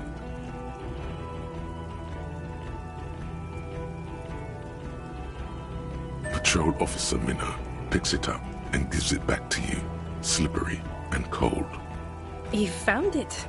It's his badge. I can confirm. And your gun? As if having your badge and gun are natural states, not achievements. Upgraded it. I don't care about your weapon mania, Harry. I only care about your official sidearm, which you lost. I knew it. I told you we didn't have it. This isn't cause for celebration. It's bad. Oh, I would say it's very bad. You're drunk like a bum, Harry. Please, put the stolen rifle away before you kill someone.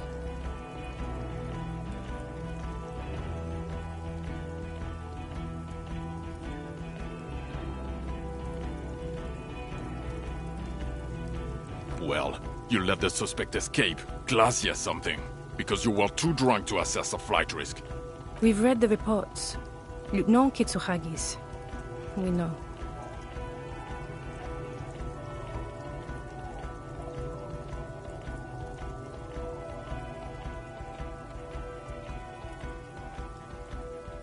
Sure, if it's part of your master plan. Let's not even get into the other suspect who also escaped. Another detail? Or the fact that you're Everett Claire's little peony now, doing I don't know what for him. That's small-time stuff. That's nothing. That's a humorous anecdote. Compared to the 7 people who were gunned down, the streets are literally red with blood, Harry. It was fucking mass murder. He did everything he could. We did everything we could. The company hired and vetted mercenaries. Lieutenant Dubois got between them and the locals. Here comes the cavalry. He did so at considerable risk to his own life. He was shot and survived only because of his armor. We stopped an execution, not a negotiation. The loss of life was minimal compared to what it could have been. Detective, it's better if I do that. It's so much better if he does this. 1,000,000 times better. Thank you for the input, Lieutenant Kitsuragi. I didn't mean to suggest you didn't handle the situation. You've spent the week with him on this case. What is your take? On the case? On Lieutenant Geoffrey Dubois. Well, the drinking, the lost gun, also losing his badge, that's all true. And he's been drinking on the job. The man sighs deeply. Then there's the boring cop issue. Despite all the obvious and almost grotesque mannerisms and sartorial choices, he still insists he isn't characteristic enough. It's worrying, especially considering his political views. Detective Dubois is, as you may know, a Mazovian socio-economist. He wants to liquidate the ruling class, which, again, for a police officer, is a little odd. You should yell something. Yes, let's let the big boys talk. And then there's the motor carriage in the sea. And the drugs, of course. Amphetamine, mostly. But despite all this, he is a great detective. One of the best I have seen, in fact. He can talk human beings into telling him everything. And he doesn't stop In all the time I've spent with him, he has not once stopped pursuing leads, however far-fetched and tangential. He is tireless, madly driven. Well, except that one time when he stopped to sing karaoke, which by the way was a valiant effort. He really sang his heart out. Yeah, it was what it was. Other than that one time, he has tirelessly worked on the case, and he solved it. We have a confession, a murder weapon, and the perpetrator, locked on the island right now, awaiting transportation. He apprehended a straggler who stayed hidden for 50 years, ever since the revolution, who's probably committed other murders over those years.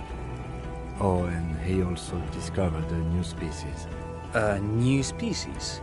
A colossal stick insect, 3 meters tall. It's on the island, camouflage as the reeds. It unfolded from them. I did not, unfortunately, get a photo, but I believe it may have been the Insulindian phasmid. I know this sounds fantastic, but I'm a 4 times decorated lieutenant of the RCM. I do not make up encounters with cryptids to spice up my day. I am very, very sane. I don't doubt you, Lieutenant.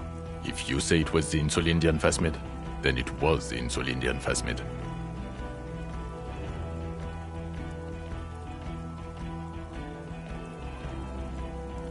By God, is it somehow connected to the case? Detective?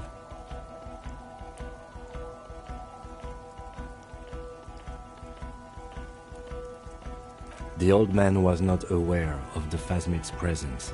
Exhibiting a strange, atypical dementia, he fell into a stupor after its appearance. He became near catatonic. So it is connected.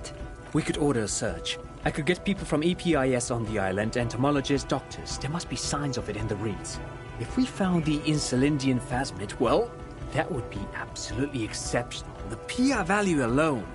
There, you need to make your case now. The floor is all yours. He prepared it well.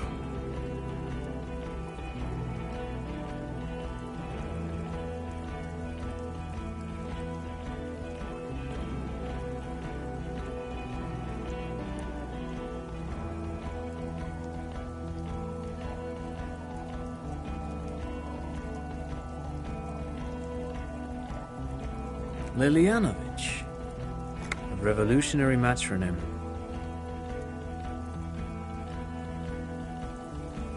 Of course, excuse me, I just thought it was noteworthy.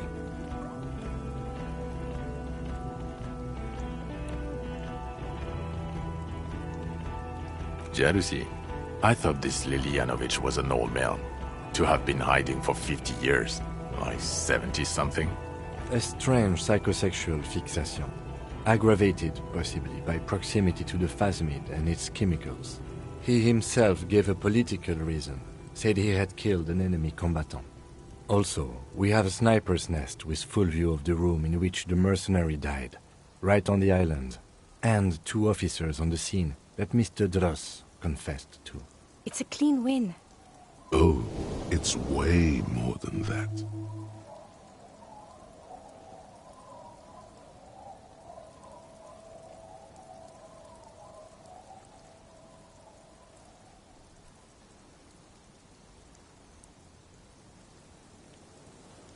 Get over yourself. You're not a perfectionist.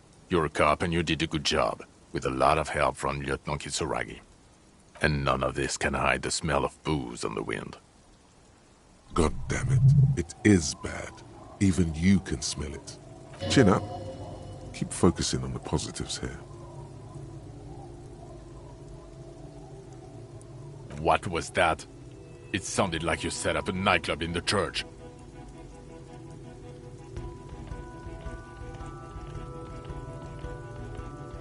That's great. Anthroponaut is a great new career for you. After police officer. I don't care. Go live in the Pale. 4 kids were living in a tent on the ice. They were going to drown when it melted. It's not optimal, but the building was abandoned, so he put them in there. It's okay. It's not that okay. Get off this subject now.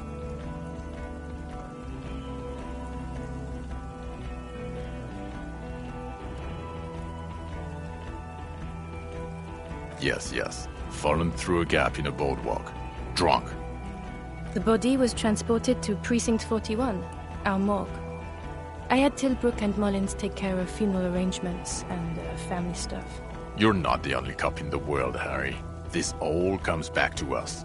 Still, good work with the missing person, Detective. It's still a point for you. No denying it.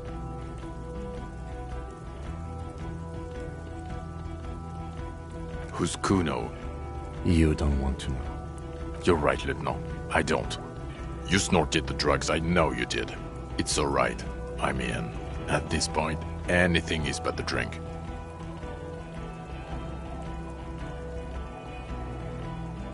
I don't want to, but you discovered a new species and solved the murder.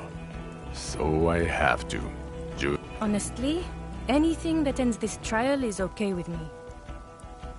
Agreed. The public relations potential of this is too valuable to let go. Okay. We have vehicles in the square, and the perpetrator needs to be taken into custody. Let's go. The man looks westward, impatiently.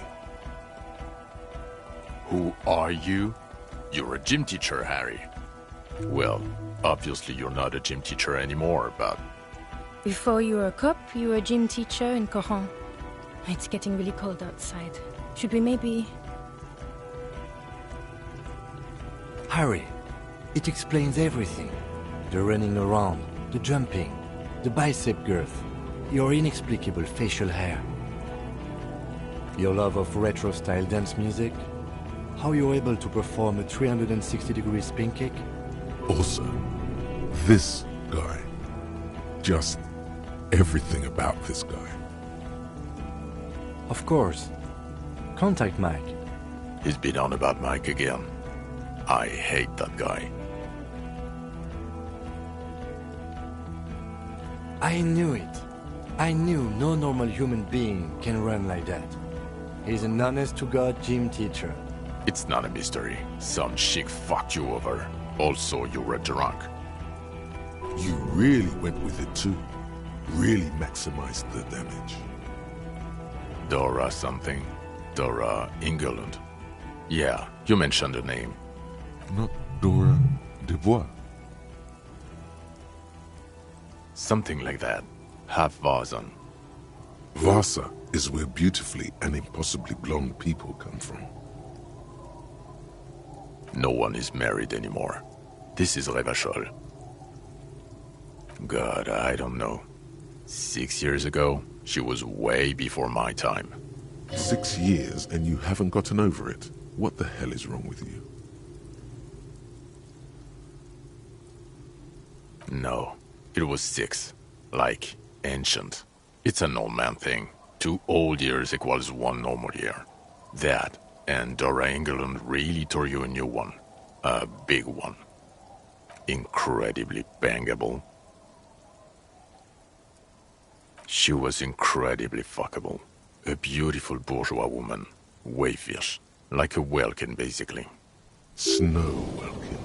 Blonde Welkin. Pain Welkin. I've only seen a picture, but it's obvious you formed a real spiritual connection with how pretty she was. One you never recuperated from. Look, the sun is about to go down. It's time to go. I think she taught in the Académie des Arts, east of the river. Way east. Hard to say which came first, the middle-class chick or the drink. Egg and the chicken kind of thing. My point is, you need to see a psychiatrist about this shit. Not a psychologist. Several degrees harder. Is there something harder than a psychiatrist? A forensic psychiatrist? Go talk to that. In other words, he's heard enough about this. Well, first I will go back to my station and write the most detailed report anyone has ever seen. It will have to be good to cover all this. Then I will have a serious talk with my captain. Detective, we just stopped a small-scale war. Something is happening to Revachol. I don't know what yet, but it's going to be a hard spring for the RCM. We need to get ready, infiltrate, investigate. Now, good luck with your report. We're looking at a real brick here. The sooner you start, the better. Us? We're the bloody murder station, haven't you heard? We're the bad guys. No one likes us. That's not true. Jamrock is too big for one precinct. You're just understaffed, and everyone respects the 41st. You have Captain Price. Thank you, Lieutenant. You're being kind. It is an understaffed station and the district is too big, which is why we need to... Get back to it. We left Torson and McLean to run the Sea Wing. It's not good. Okay. It's not the bloody murder station. It's an old converted silk mill with green desk lamps and a coffee corner. A lot of good people work there. Hard. Every day. Jamrock is the largest ghetto in Rivershoal. Faubourg, technically, but it's divided into 11 districts. Jamrock only has us. The press will blow over. Jamrock is lucky to have you, and it's often considered to be the greatest of the districts. You're lucky to have it. Thank you again, Lieutenant. Good. Fuck it, let's go.